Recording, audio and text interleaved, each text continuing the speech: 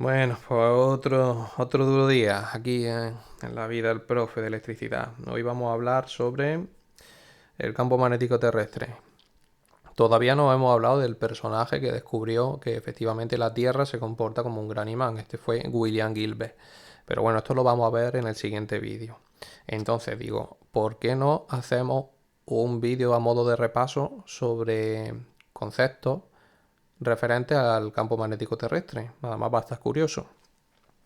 Y pues ya está, vamos a ello, ¿no? Todos sabemos que la Tierra se comporta como si fuera un gran imán, eso no es nada nuevo. Entonces, ¿qué efecto tiene esto? Pues que tenemos una especie de fuerza invisible rodeando a nuestro planeta y que nos va a proteger contra la radiación que viene del Sol, la radiación solar, ¿vale? Vamos, que básicamente gracias a esto estamos vivos. Entonces el Sol que es fundamental para nosotros, pero que a veces también nos fastidia, está emitiendo constantemente una serie de partículas, un flujo de partículas que principalmente está compuesto por electrones y por protones que viaja por el espacio e impacta sobre nuestro planeta. Esto es el viento solar, ¿vale? Los efectos que tiene el viento solar sobre nuestro planeta podrían ser súper negativos, bueno, de hecho impedirían la vida en la Tierra, pero gracias, gracias a la providencia, Dios o a lo que sea, tenemos el campo magnético terrestre que lo que hace es que gran parte de este viento solar lo desvía, ¿vale? Entonces actúa como si fuera un escudo. ¿Por qué se produce este campo magnético terrestre? Bueno, pues para no empezar por la casa por el tejado, vamos a empezar hablando por la base, lo más básico. Y lo más básico está aquí, en la ilustración de la izquierda, que es la estructura de la Tierra. Veis que la Tierra está estructurada como por capas, como si fuera una cebolla. Entonces vamos a comentar cada una de las capas desde arriba hacia abajo, o sea, desde la corteza hasta el núcleo interno. Vamos a darle un repasillo y hablamos un poco sobre esto, sobre la estructura interna de la Tierra, ¿no? Entonces tendríamos que nuestro planeta pues no sería un bloque sólido, tendríamos un montón de capas y la primera que nos encontramos de fuera hacia adentro sería la corteza, ¿no? La corteza que tiene entre 5, esta parte de aquí, que es donde nosotros vivimos, la corteza, entre 5 y 70 kilómetros de espesor. Es la parte, la capa más finita. Eso a nosotros no nos interesa ahora mismo para explicar el magnetismo. El manto, ¿qué es lo que sigue? El manto, no voy a diferenciar entre manto superior ni manto inferior, ¿vale? La corteza estaría en estado sólido y ahora llegaríamos al manto, que sería toda esta zona, una zona con mucho volumen, el 85% del volumen del planeta estaría aquí, en el manto, lo representa el manto, toda esta parte. Y el manto, pues también estaría en estado sólido, pero se comporta como si fuera un fluido extremadamente lento. Entonces, gracias a las corrientes de convección que hay aquí en el manto, se produce la tectónica de placas, que eso sí lo conocéis, ¿vale? El movimiento de las placas se produce aquí por efectos que se dan aquí en el manto. Luego, si seguimos hacia abajo, llegaremos al núcleo externo y esto sí es interesante para nosotros, para explicar el magnetismo terrestre. De hecho, ahora lo comentamos con más detalle. Esto lo voy a simbolizar con puntitos para que no se confunda con lo anterior, ¿vale? Y bueno, el núcleo externo estaría en estado líquido, ¿vale? Estaría en estado líquido y estaría formado por metales, principalmente por hierro y níquel, que estarían fundidos, ¿vale? Esto sería, pues como digo, clave aquí en la explicación del magnetismo terrestre. Luego vamos a volver a esta capa. Os voy a comentar el núcleo por terminar y darle un repasillo general a todas las placas y ahora ya explicamos eso en detalle. El núcleo interno, que este estaría en estado sólido. Fijaros qué curioso que el núcleo interno está en estado sólido, estando sometido a temperaturas de más de 5000 grados centígrados, y el núcleo externo estaría en estado líquido. Entonces es un poco como insólito, como que la intuición dice que el núcleo interno debería estar también en estado líquido, al estar tan profundo, tan caliente, pero es que se da la circunstancia de que en el núcleo interno, que está compuesto principalmente por hierro, la la presión es tan grande, está sometido a presiones tan altas que logra mantener el hierro en estado sólido. Entonces por eso está en estado sólido y el núcleo externo está en estado líquido. Una curiosidad que os voy a comentar está aquí en la parte esta de la derecha. Veis que pone aquí hay una ilustración que pone península de Kola. Pues esto es una región de Rusia, al norte de Rusia, donde en los años 60, bueno, finales de los 60, vamos a decir, en los años 70, vamos a poner ya años 70 y hasta el año 92, aquí se empezó a hacer un agujero. Los rusos empezaron ahí a hacer un agujero y dijeron, vamos a estudiar la Tierra, la estructura de la Tierra, vamos a ver hasta dónde llegamos haciendo el agujero. Y profundizaron pues poco más de 12 kilómetros. El agujero tiene poco más de 12 kilómetros. O sea, ni siquiera han atravesado la corteza en esa zona de Rusia, que ahí la corteza es más profunda que 12 kilómetros. ¿Vale? Pero bueno, ahí está. Eso es lo más profundo que ha llegado el hombre perforando la Tierra. Y si veis abajo, ahí está el pozo, ¿vale? El pozo de Kola que se llama. La tapa del agujero del pozo. O sea, eso, si abrís la tapa esa y tiráis ahí unas cuantas monedas, pues no la vais a recuperar nunca, ¿vale? Eso está bastante hondo. Esto es como curiosidad, que no tiene mayor importancia. Me ha parecido un dato curioso. Seguimos hablando. Espera, diapositiva para atrás. Nos centramos en el núcleo externo.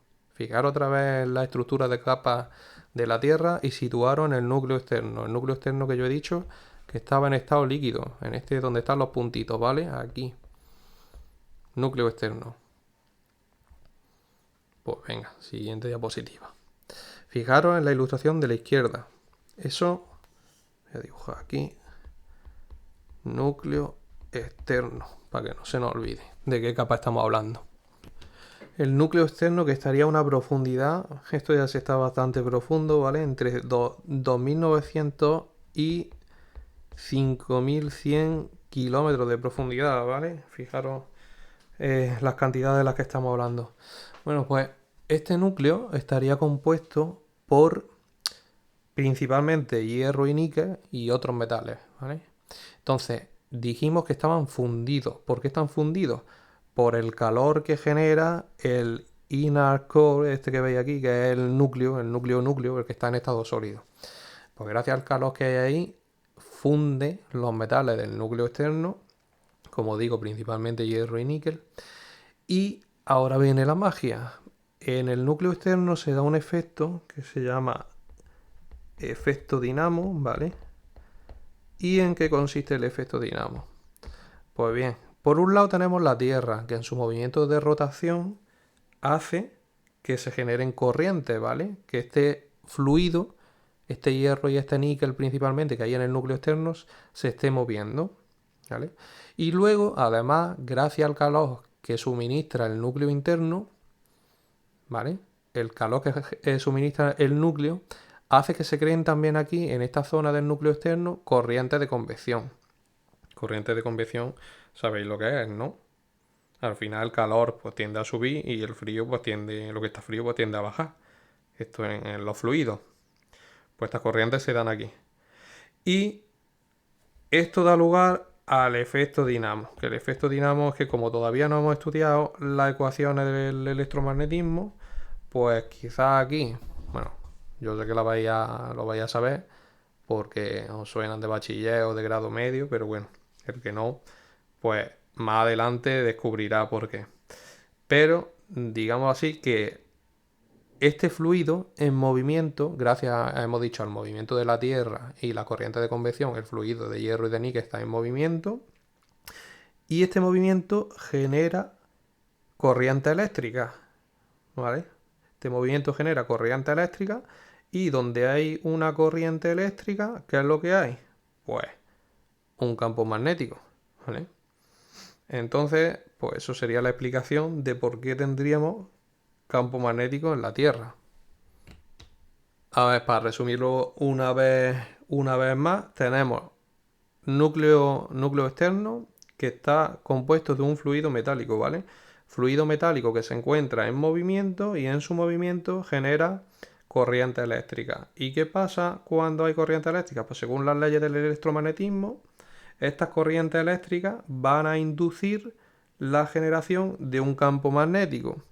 Y además el campo magnético que se crea lo que hace es que refuerza el movimiento del fluido, este líquido de metales que tenemos en el núcleo externo, y pues digamos que es como una máquina funcionando, ¿vale?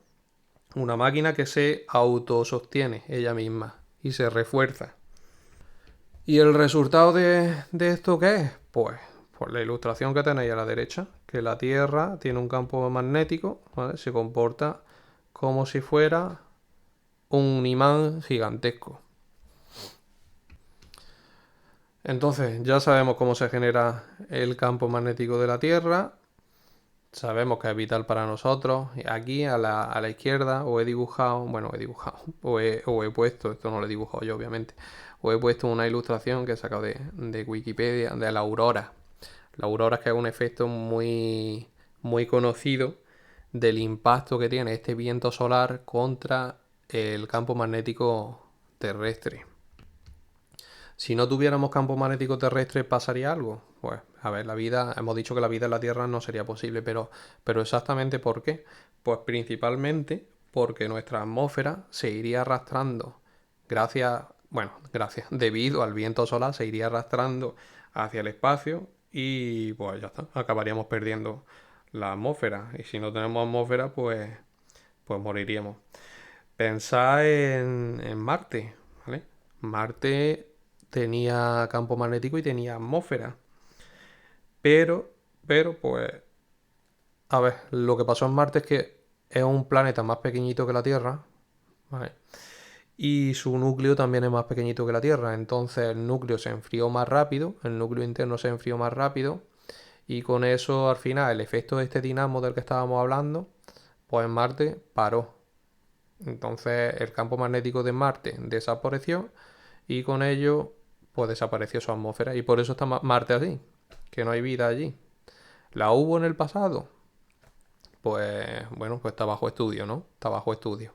Es probable que sí, que tuviera que albergar a vida. Pero bueno, no lo sabemos todavía. La ciencia es cierta. Y bueno, ya que estuvimos hablando de la brújula en vídeos anteriores, otra consecuencia de que haya campo magnético terrestre es que podemos orientarnos gracias a la brújula, ¿vale? Y a la derecha tenéis otra imagen muy curiosa que os he querido poner, porque os quiero comentar también que ojo, porque el campo magnético de la Tierra, eso no es inalterable, no es que esté estable siempre igual. De hecho, en los últimos años se ha desplazado, el polo norte magnético se ha desplazado desde la zona de Canadá hasta Siberia. Ahí está reflejado, lo que pasa, no sé si se ve demasiado bien, ¿vale? Pero ahí vemos el movimiento que está haciendo de desplazamiento desde la zona de Canadá hasta Siberia en los últimos siglos. En los últimos años, perdón. Y en algún vídeo, recordad que hablamos también del proceso de formación de la magnetita y sobre la ciencia del paleomagnetismo. Dijimos que las rocas que se encuentran en el fondo oceánico, las rocas de magnetita, al formarse, conservaban la orientación del campo magnético que había en ese momento de la historia. Entonces, gracias a eso, pues se ha ido estudiando el campo magnético en diferentes épocas de la historia, gracias a las muestras que se han ido tomando. Y bueno, sabemos a ciencia cierta que en los últimos siglos el campo magnético terrestre ha ido perdiendo intensidad. ¿Esto qué parece indicar? Pues que estamos frente a una nueva inversión de los polos magnéticos. Es decir, donde está el polo norte magnético de la Tierra, pues ahí acabará el polo submagnético y viceversa. Y esto parece muy dramático, pero estas inversiones se han producido mucho a lo largo de la historia y tampoco habría que preocuparse en exceso, porque, bueno, en principio, esto es un proceso que duraría miles de años, ¿vale? Un proceso muy lento. Y además, pues, bueno, sí que es verdad que afectaría a la migración de los animales, a las telecomunicaciones y incluso la zona donde aparecen las auroras. Pues imaginaros que si esto se produjera, veríamos auroras, por ejemplo, en ciudades como Madrid. Pero en principio sobre los estudios que hay, no habría una extinción masiva ni sería el fin de la vida en la Tierra. O sea que esto, en principio, no habría ningún problema. Otra cosa sería distinta que parara la máquina, el efecto dinamo este que se produce, que gracias a él tenemos un campo magnético en la Tierra. Si eso se parara, sí que es verdad que nos extinguiríamos. Por cierto, de ese tema hay por ahí una película, por si la queréis ver. Bueno, ya está, que tranquilo sobre esto, que no pasa nada. Podéis seguir utilizando vuestras brújulas y vuestras cositas magnéticas sin problemas. El viento solar por ahora no os va a matar. En el próximo vídeo vamos a hablar sobre William Gilbert, ya lo he dicho, un personaje fue fundamental en la historia del electromagnetismo porque descubre que efectivamente la Tierra es un gran imán, de esto de lo que estamos hablando.